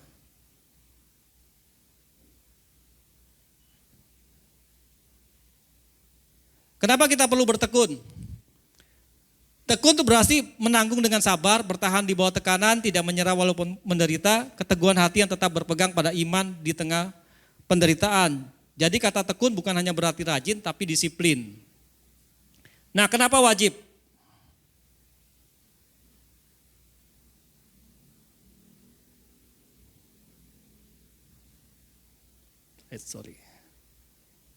Kenapa kita wajib dalam perlombaan iman? Karena apa yang kita lakukan dalam perlombaan iman itu berguna bagi kerajaan Allah, berguna bagi kita, dan berguna bagi keturunan kita. Pada saat anak saya menyatakan bahwa dia berhenti dia enggak mau kuliah. Saya juga mantap untuk dia tidak kuliah karena dia bukan orang yang di bagian pendidikan. Tapi kemudian saya menjadi bingung apa yang harus dia kerjakan. Kemudian Excel bilang bahwa saya mau pulang Sumbawa saja, bantu papa. Tetapi hati kecil saya menyatakan bahwa jangan merebut perjuangan anakmu. Tapi saya bingung, anak saya SMA, dia bisa kerja apa? Tuhan ingatkan saya kepada biji sesawi. Itu tidak besar, kecil, tapi kalau dia bertumbuh, dia bisa menjadi burung-burung bersarang dan tempat berteduh. Dan dengan demikian saya menolak untuk Excel pulang. Ya, Kuku harus bisa hidup di Surabaya. Kamu harus kerja, belajar dan sebagainya. Singkat cerita, saya bilang Tuhan, ini UMK. Tiba-tiba Excel bilang sama saya, kalau dia mau usaha jus buah. Saya pikir, oke lah jus buah. Tapi ini kan UMKM kan, berapa sih keuntungannya jual di pasar? Tapi Tuhan bilang sama saya, kamu fokus kepada perlombaan imanmu saja. Kalau Tuhan bilang begitu berarti apa? Urusan anak, urusannya dia dengan Tuhan. Nah ini yang terjadi. Ini video ya, bisa ya? Ini Jumbo Juice dan Sun Kitchen ini tempatnya dia. Kemarin di PRJ dia dapat omset cukup banyak. Hampir mencapai 100 juta. Ya 90-an lah, hampir 90 kali ya. 90-an ya. Dari hal kecil seperti ini. Nah bagian kita sebagai orang tua itu adalah, kita sadar bahwa dalam kehidupan kita itu, masa sekarang dan masa depan itu milik Tuhan Yesus, bukan milik kita. Kalau kita sekarang tidak hidup dalam perlombaan iman kita, dengan apa kita muridkan anak kita? Saya tidak bisa berbagi banyak hal sama anak saya tentang omongan saya, tetapi biarlah mereka melihat apa yang menjadi prioritas hidup saya. Itu yang bisa dilihat dan itu yang menjadi masa depan buat anak-anak saya. Kenapa kita perlu ada dalam perlombaan iman? Dan saya sendiri tidak bisa merancangkan sesuatu yang, atau begini, saya balik. Rancangan saya tidak akan lebih besar dari rancangan Tuhan. Sekalipun saya tidak lihat bahwa Excel pintar di sekolah. Saya dulu berpikir, Pak Tony tidak lulus SMA. Mohon maaf Pak ya, benar ya? Istri tidak lulus SMA, tapi anak bisa kuliah sampai S2, bahkan di luar negeri. Saya lihat Pak Roni demikian. Saya berpikir anak saya juga akan pintar-pintar seperti itu. Tidak juga, tapi apa? Dia bisa kok hidup sukses. Supaya saya bisa lihat bagaimana Tuhan bekerja kepada setiap generasi saya. Anak kita bukan milik kita, tapi milik Tuhan. Bagian dari kita adalah apa? Kita hidup di dalam Tuhan. Kita hidup dalam perlombaan iman kita. Kita setia sampai garis akhir. Supaya anak-anak kita, generasi kita melihat kita. Dan melihat campur tangan Tuhan. Kita ada terbatas, tapi Tuhan tidak terbatas. Biar mereka lihat itu.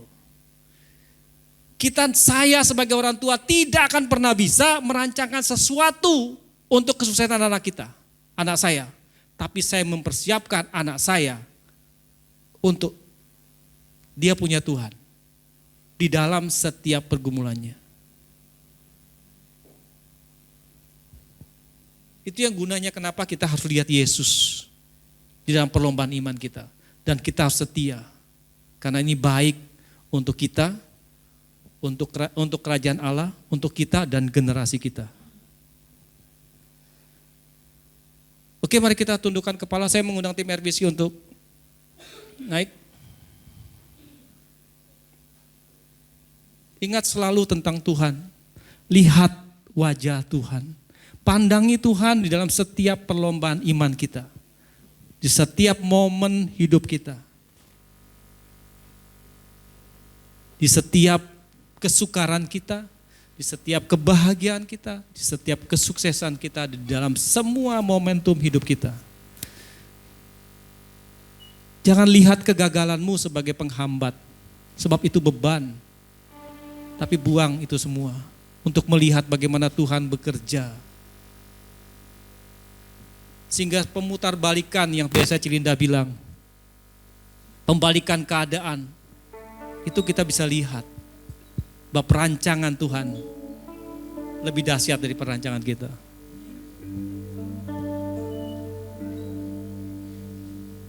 Kita tundukkan kepala sambil kita renungkan lagu ini. Kita nyanyi, kita buat komitmen kita dengan Tuhan. Pribadi lepas pribadi.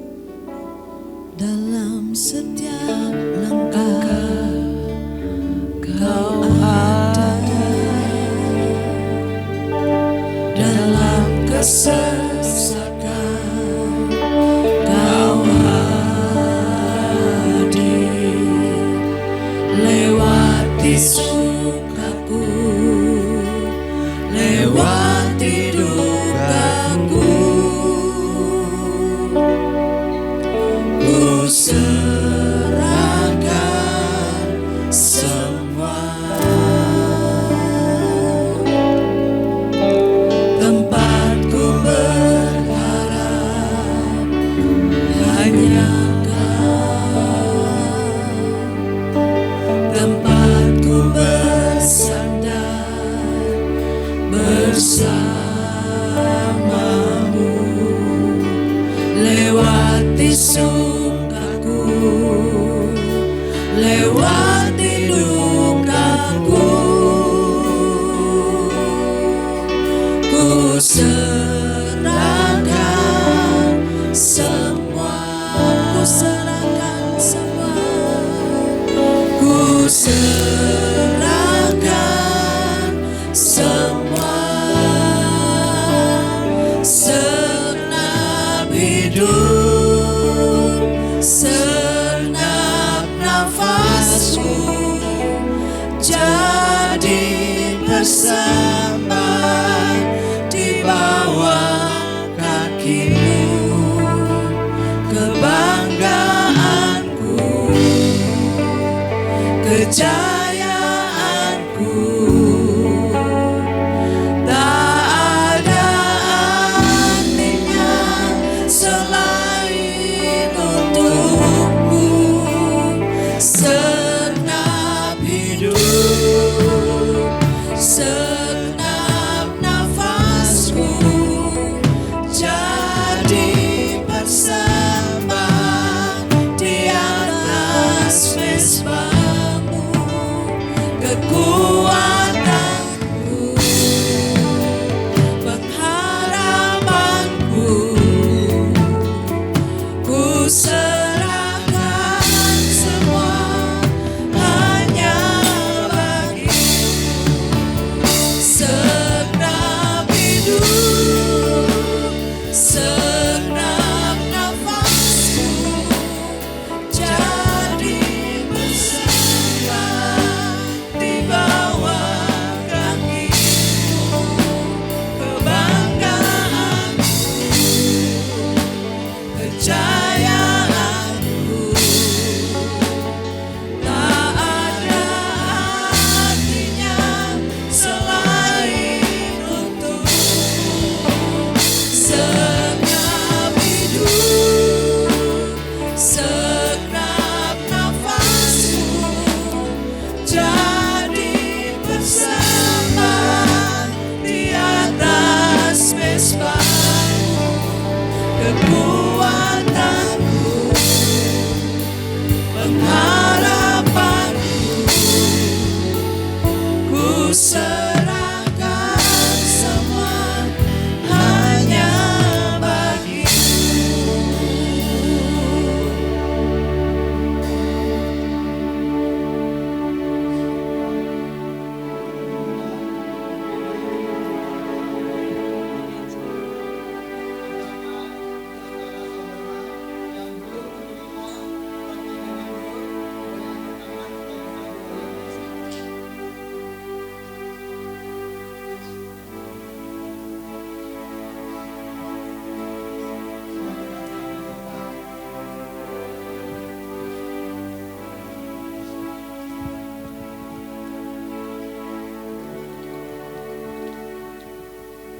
Kita angkat roti yang ada di tangan kita. Firman-Mu yang menyatakan, barang siapa menerima tubuh-Mu, menerima darah-Mu, dia punya hidup yang kekal.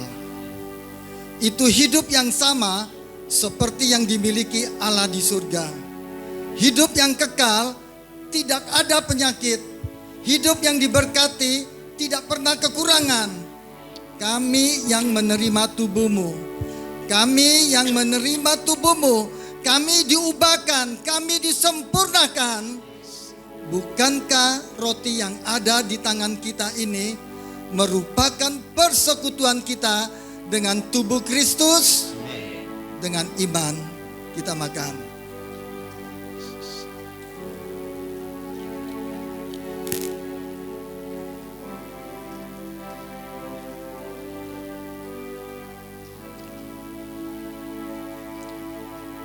Kita angkat cawan ini.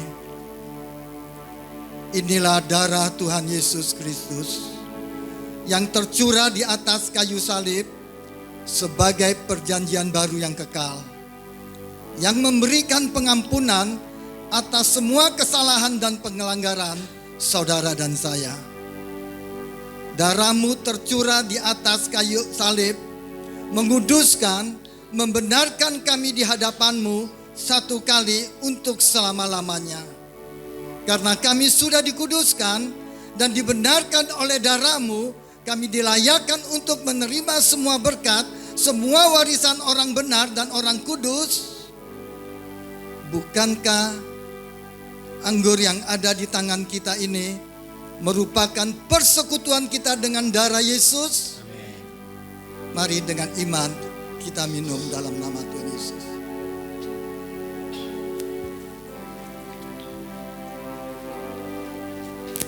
Naikkan ucapan syukur-Mu.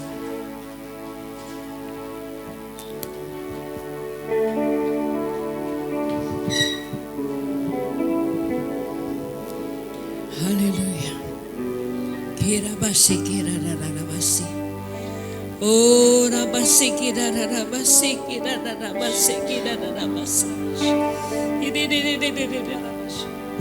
Kami bersyukur Tuhan dengan firman-Mu yang sudah Engkau sampaikan melalui hamba-Mu Tuhan. Biar kami mau berlari bersama dengan Engkau Tuhan.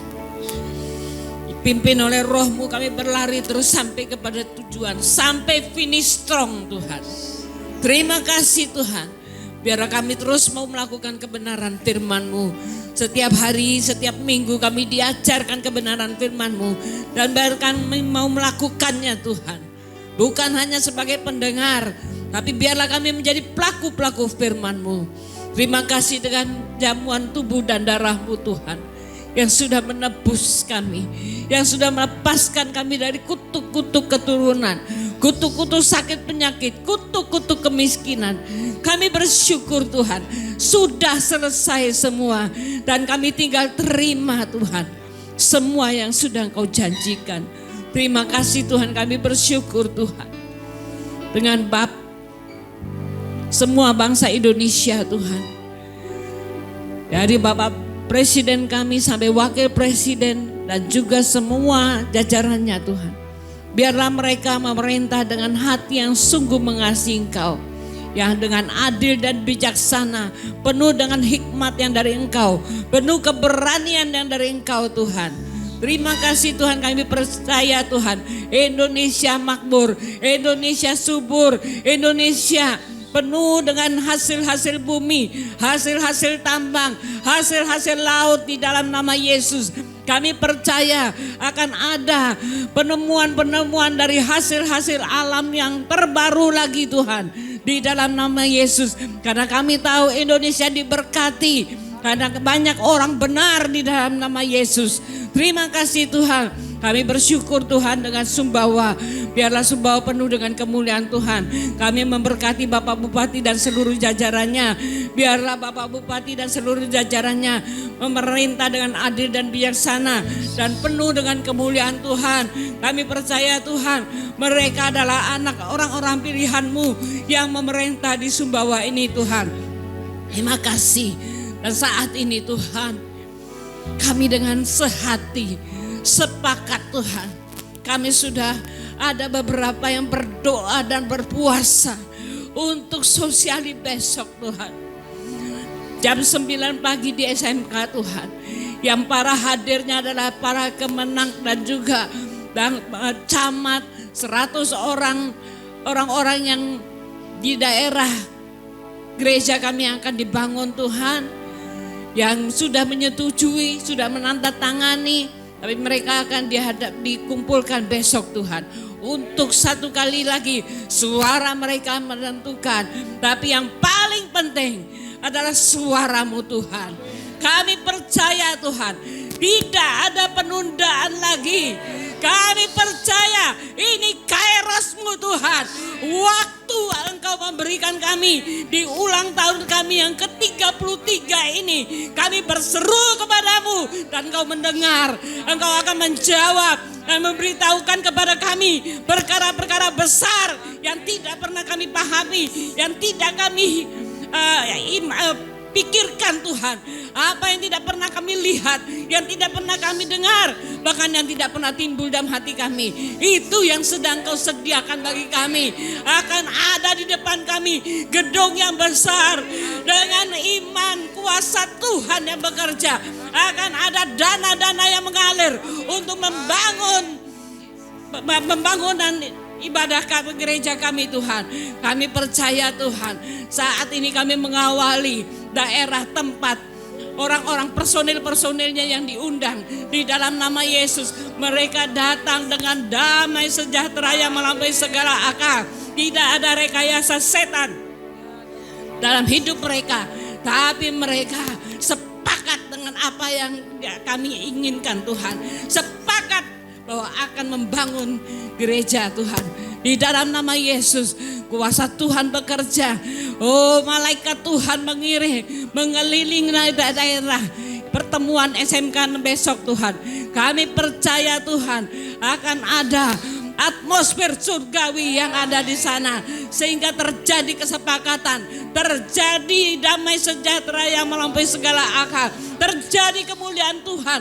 Segala rekayasa jahat kami patahkan, kami hancurkan dalam nama Yesus. Kami gagalkan semua orang-orang yang merencanakan hal-hal yang jahat di dalam nama Yesus. Dan kami percaya kuasa Tuhan yang bekerja. Terima kasih Tuhan dengan cuacanya Tuhan. Besok cuacanya cerah. Tidak ada hujan yang akan menghalangi mereka untuk datang berkumpul. Tidak ada sakit penyakit yang menguasai mereka. Tidak ada keberatan-keberatan yang menguasai mereka. Persoalan-persoalan ataupun pertemuan-pertemuan lain yang menghalangi mereka. Tetapi kami percaya mereka akan dituntun oleh Tuhan sendiri. Datang ke tempat untuk sepakat memberikan persetujuan IMB kami di dalam nama Yesus. Jadi dalam nama Yesus kami percaya ini kairosmu Tuhan. Jadi dalam nama Yesus.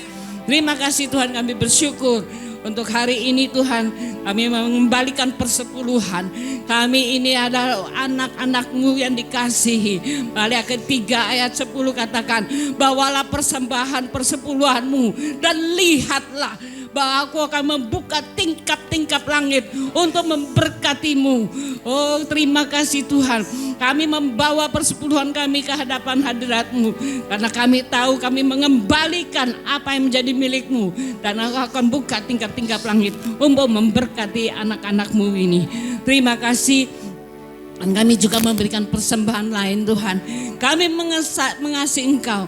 Oleh karena itu kami memberi dengan sukacita di hati. Di dalam nama Yesus kami berdoa. Amin.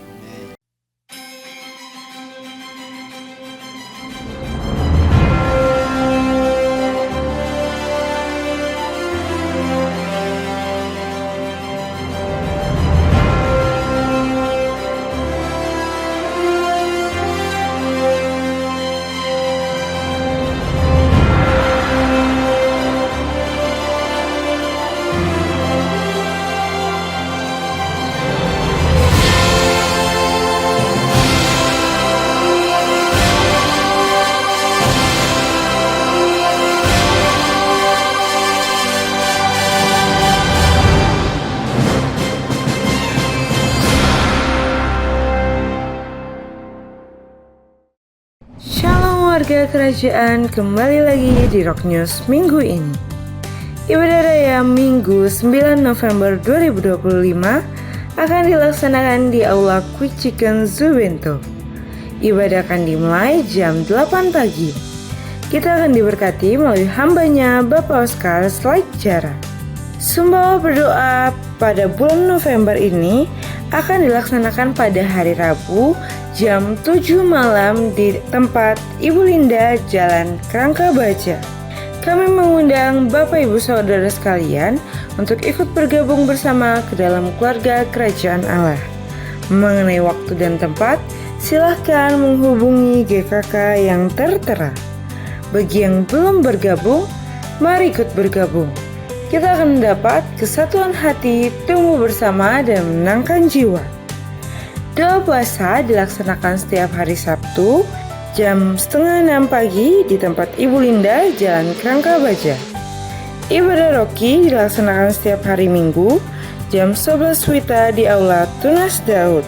Bagi Bapak Ibu Saudara sekalian yang ingin memberikan persembahan melalui transfer, bisa langsung melakukan transfer dengan men-scan kris berikut ini. Panitia Anniversary GBI Rock Sumbawa telah melakukan penjualan baju thrift di depan Pelangi Bojaya. Sehubung dalam kegiatan Anniversary GBI Rock Sumbawa yang ke-33 tahun, panitia telah melaksanakan penggalangan dana dengan cara menjual pakaian bekas yang masih bagus. Bagi Bapak Ibu Jemaat yang ingin berpartisipasi dengan mengumpulkan pakaian bekas yang masih bagus, silahkan menghubungi panitia Anniversary GBI Rock Sumbawa yang ke-33 dengan kontak person Ibu Eci di bawah ini. Demikian Rock News untuk minggu ini. Selamat hari Minggu, Tuhan Yesus memberkati. Ya, shalom Bapak Ibu, saudara-saudara yang dikasihi dalam nama Tuhan Yesus Kristus. Sebagai pengingat tambahan saja, mulai hari Rabu, diingatkan kembali buat teman-teman panitia semua, panitia ulang tahun gereja, untuk mengikuti pujian penyembahan bersama-sama kita di tempat Ibu Linda jam 7 malam. Dimulai hari Rabu ini. Ya, untuk seluruh panitia dan pengisi. Ya, bukan hanya panitia saja. Pelayan-pelayan Tuhan, pelayan-pelayan Tuhan yang ikut melayani dalam perayaan ulang tahun. Jam 7 malam di Jalan Kerangka Baja. Terus yang kedua, berikutnya yaitu diingatkan kembali setiap kakak untuk buat video ucapan anniversary yang ke-33 tahun untuk gereja kita. Jadi terakhir dikumpulkan pada minggu ketiga. Ya, minggu ketiga terakhir dikumpulkan. Jadi Bapak Ibu, para GKK, kalau kakak Garuda sudah siap, saya rasa. Aduh, luar biasa kalau kakak Garuda. Ya, puji Tuhan. Dan yang berikutnya, silakan Ibu Astin. Ya, dana kita yang terakhir sampai tadi malam terkumpul sebesar, belum terima dari tadi malam ya. Ya, ini masih dari minggu yang lewat, 49.753.000. Jadi masih ada kekurangan 5.497.000 rupiah. Ya, ini tinggal 3 minggu lagi. Kecil Ibu ya? Iya, puji Tuhan, kecil itu. Semangat panitia. Ya, semangat, tetap semangat. Dan untuk hari ini masih ada juga basar ya. Basar hari ini masih tetap ada dilakukan. Bagi Bapak Ibu yang sudah memesan, mau order, bisa diambil nanti sekalian pulang. Dan seperti biasa kita akan bersama-sama mendoakan Bapak Ibu, saudara-saudara kita yang berulang tahun di bulan November ini, yang ulang tahun kelahiran dan ulang tahun pernikahan. Silakan tim multimedia.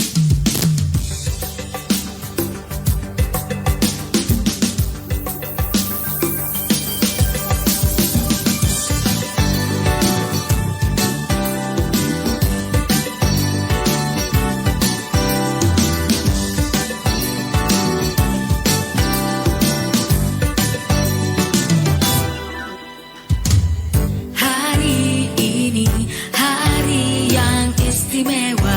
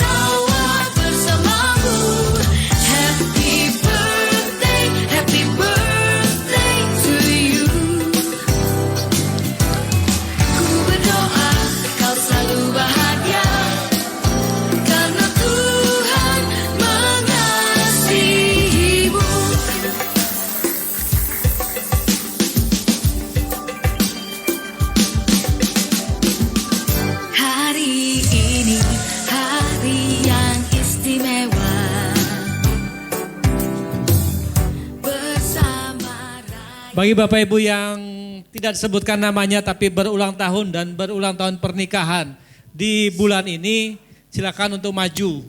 Ya, silakan yang sebelah kiri yang pernikahan, sebelah kanan yang ulang tahun kelahiran. Silakan Ibu. Dibawa pasangannya, Bu.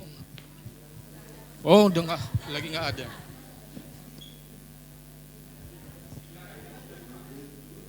Sekalipun ada pasangannya, maju saja.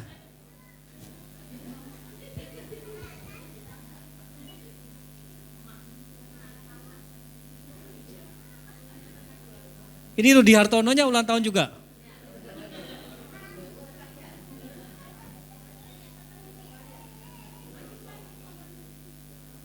Yang ulang tahun pernikahan di sebelah kiri, ulang tahun kelahiran sebelah kanan.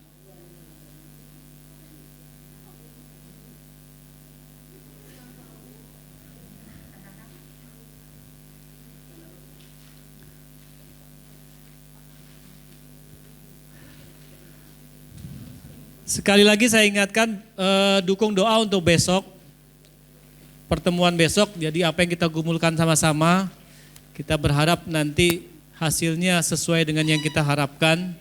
Sebab ini hadiah dari Tuhan untuk kita.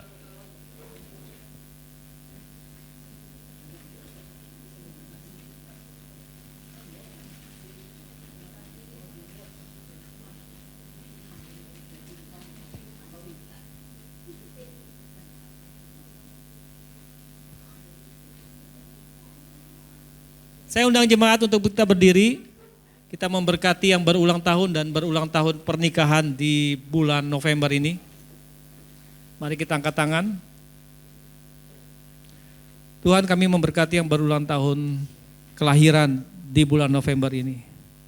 Biarlah kasih anugerah Tuhan, kebaikannya, penyertaannya, menyertai hari demi hari di bulan, mulai dari bulan November ini sampai tahun depan di bulan November kembali. Penyertaan Tuhan sempurna. Engkau tidak akan pernah kekurangan kebaikan daripada Tuhan. Engkau akan melihat kasih-Nya yang begitu besar dalam hidupmu. Ia akan menuntun langkahmu selangkah demi selangkah supaya engkau melihat bagaimana perbuatannya yang besar dan dahsyat itu. Di dalam nama Tuhan Yesus. Dan Tuhan juga memberkati yang berulang tahun pernikahan. Biarlah pernikahan itu menjadi satu komunitas yang menjadi teladan bagi anak-anak jasmani maupun anak-anak rohani yang akan ditempatkan dalam pernikahanmu. Biarlah pernikahanmu dilihat sebagai pernikahan yang beruntung sebab Tuhan yang memberikan keuntungan. Dan Tuhan yang memberkati sehingga pernikahanmu menjadi contoh teladan bagi anak-anakmu kelak. Dan bagi generasimu dan bagi generasi yang Tuhan sudah tetapkan untuk melihat pernikahanmu. Dan kekasih-kekasih Tuhan, angkatlah kedua tanganmu dan terimalah berkat daripada Bapa, Putra, dan Roh Kudus dalam nama Tuhan Yesus Kristus. Tuhan memberikan kita hadiah yang terbesar, yang menjadi pergumulan kita. Dan terimalah itu. Tuhan juga membuat langkah-langkah kita, langkah-langkah orang benar yang menanti-nantikan Tuhan, yang tidak menjadi lelah dan mendapat kekuatan baru. Tuhan memberikan kerelaannya di dalam hati kita untuk kita mau masuk dalam gelanggang perlombaan rohani, perlombaan iman bagi kita sendiri. Sehingga apapun yang kita jalani memuliakan Tuhan di dalam kehidupan kita. Terimalah semuanya itu dalam nama Bapa, Putra, dan Roh Kudus, di dalam nama Tuhan Yesus Kristus. Bagi Bapak Ibu yang percaya menerimanya, katakan, Amin. Tuhan Yesus memberkati kita semua.